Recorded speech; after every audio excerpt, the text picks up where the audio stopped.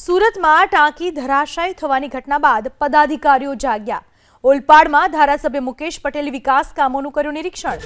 Canal બાદ આજે શાળાના ઓરડાનું નિરીક્ષણ કરવા પહોંચ્યા। ઓલપાડના સરસ ગામમાં શાળાના ઓરડાના કામનું કર્યું નિરીક્ષણ। રેતીની ગુણવત્તા અંગે ફોન પર અધિકારીઓની કાઢી ઝાટકણી। બાંધકામ સાઇટ ઉપર સિમેન્ટની બોરીની પણ તપાસ કરી। અધિકારીઓને ફટકાર લગાવી રિપોર્ટ માંગ્યો। કોન્ટ્રાક્ટરની રેતી રિજેક્ટ કરવા ફોન પર આપી સૂચના। યોગ્ય કામ ન થાય ત્યાં સુધી પૈસા ન ચૂકવવા આપી સૂચના। બાંધકામની ગુણવત્તા અંગે અધિકારીઓને આપી સૂચના। 8 જગ્યાએ કામ છે ને, આપણે બધા એને કામના રિપોર્ટ આપ। આ રેતી લાવ્યો, રેતી તમે ચેક કરો છો, તમારું ટેકનિકલ ક્વોલિફિકેશન શું છે? હા, ડિપ્લોમા તમે રેતી ચેક કરી છે ને? શું છે રેતીમાં? એને સરસમાં રેતી નાખી છે, એ રેતી આખી પોણો છે, એ રેતી ના ચાલે। પહેલાં રેતી એને રિજેક્ટ કર, એને રિજેક્ટ કરીને મને એના જ્યાં જ્યાં કામ ચાલે છે એ બધા કામનો રિપોર્ટ, ક્યારે કામ થયું, ક્યારે ચાલુ કર્યું, કયા સ્ટેટસ અત્યારે ઓલપાડમાં જેટલા સર્વ શિક્ષણના ઓરડા બધા ચાલે છે, ક્યારે ચાલુ કર્યું, અત્યારે કઈ પરિસ્થિતિમાં ક્યારે કરીને આપશે, અને મટીરિયલ બધું મારે ચેક થયેલું જોઈએ। બીમ ડાયરેક્ટ આ બાજુ પડી જ છે, નીચે કઈ કર્યું છે ને, નીચે બીમ છે આને પડી જ છે, આ ઉપર તો પડી માલ જ છે, ખાલી માલ જ પાથરેલો છે ઉપર। આ નીચે તો પીસી છે ના, એ લીધું નીચે આડો આ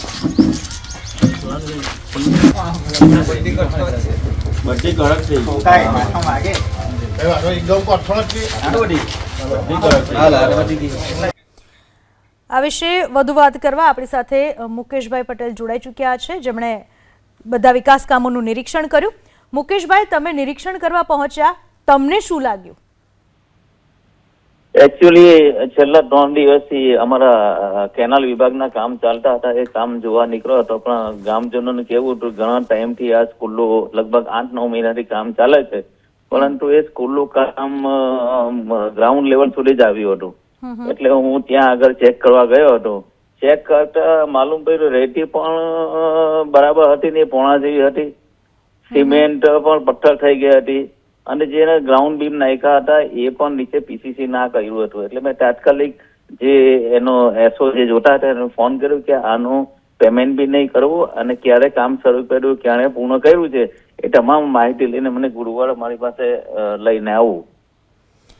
મુકેશભાઈ, તમે પહોંચ્યા, તમે નિરીક્ષણ કર્યું અને ખ્યાલ આવ્યો, પણ મોટે ભાગે બધા જ કામોમાં આવી જ ભેળસેળ અથવા તો ભ્રષ્ટાચાર થતો હશે એવું કહી શકાય ખરા? અધિકારીઓની લાલિયાવાડી કહી શકાય ખરા મુકેશભાઈ?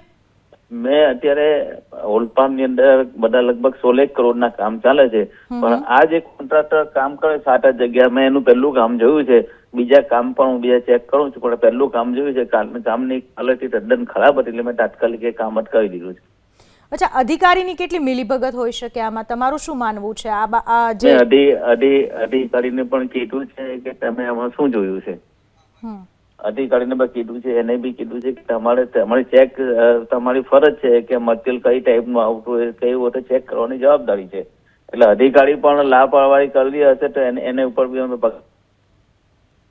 જી મુકેશભાઈ, આભાર આપનો અમારી સાથે વાત કરવા બદલ।